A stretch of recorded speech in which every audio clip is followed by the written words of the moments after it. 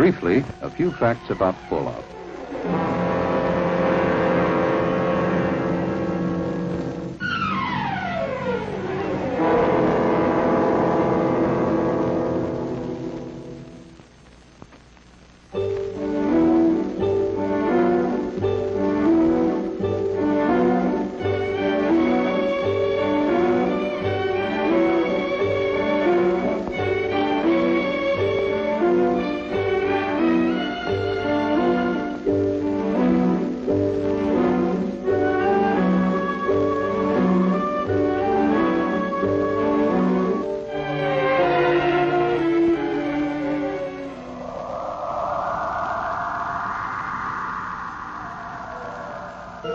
To begin with, it may be surprising to know that radiation is something we live with every day. It has always been with us.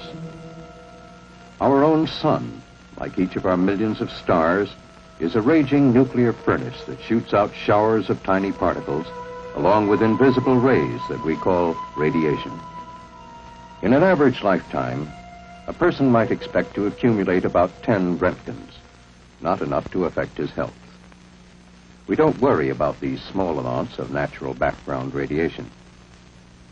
But to safely handle larger amounts, we must keep our distance and shield ourselves. For as the amounts increase, so do the dangers. The amount of energy generated by a nuclear explosion is enormous. Near the crater area, there is almost total destruction from blast and heat. Now large amounts of pulverized debris and molten earth are pulled up into the mushroom cloud. The radioactive atoms produced in the explosion join with the particles of earth and debris. The mushroom-shaped cloud forms and climbs higher. It now contains billions of highly radioactive particles that we call fallout. The winds of the upper altitudes blow on the cloud, sending it in one or more directions. Some of the lighter particles may remain suspended in the atmosphere for days and travel thousands of miles before landing. But the heaviest particles drop to the ground within 24 hours. These are the most hazardous because they emit the largest amount of nuclear radiation. 100 miles from the explosion, they are about the size of table salt or fine sand. Within an hour, after a massive enemy attack, fallout would begin to be a serious problem in the vicinity of any nuclear ground burst. 7 hours later, the threatened areas cover more and more of the country as prevailing winds expand the fallout in downwind patterns. 24 hours, 48 hours, without shelter, millions would face death. Many people have difficulty understanding how silent, invisible rays, which cannot even be felt, could be so damaging. Our bodies are made up of millions of cells. They're the building blocks of our blood and tissues. When radiation penetrates the body, the cells are injured. Most of them can repair themselves if the total dose over a period of time is not too high.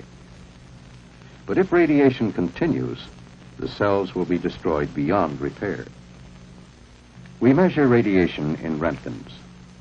If people received more than 200 Roentgens within a few days, many would be sick, and some might require medical care. 300 Roentgens could cause severe radiation sickness, or possibly death. And as we go beyond 300, the danger increases rapidly. But we are not without personal weapons of defense. One is distance. The greater our distance from the fallout particles, the less radiation we receive. Radiation from particles 50 feet away, for instance, would not affect us as much as from particles a few feet away.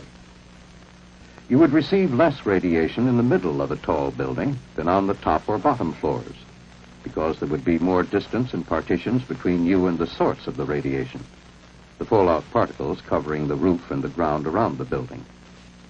Only an insignificant amount would get inside. And along with distance, we have the most important defense: mass. Any material with enough weight will keep the penetrating rays from hurting us. Concrete, steel, and heavy construction materials provide good shielding from fallout radiation. And so would 2 feet of earth. And the greater the weight of the material between us and the fallout, the safer we would be.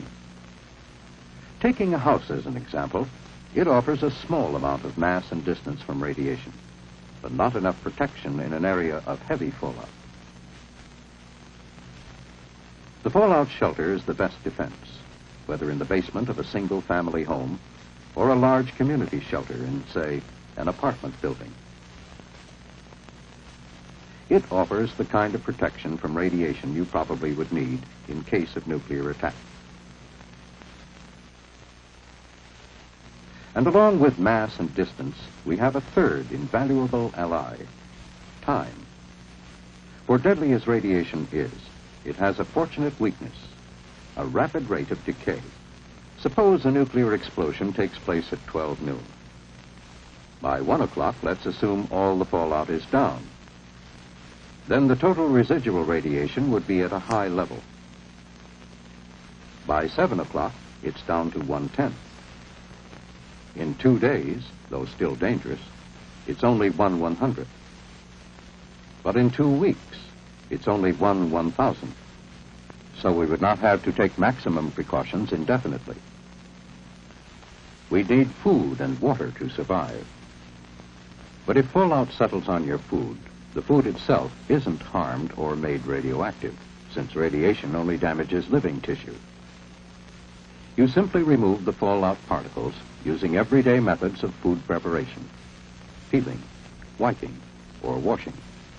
Fallout swallowed accidentally with food or in drinking water would do you no immediate harm. But for long-term safety, it's best to filter the fallout particles out. Actually, the hazard from contaminated food and water is very small compared with that from external gamma radiation. And hungry or thirsty people or animals should not be denied food and water because of possible contamination. If we remember these facts, if we act on them intelligently, we can increase our chances of surviving nuclear attack. And the key to survival is adequate shelter. That's why the federal government has a nationwide shelter program. The goal is adequate fallout shelter space for every man, woman, and child.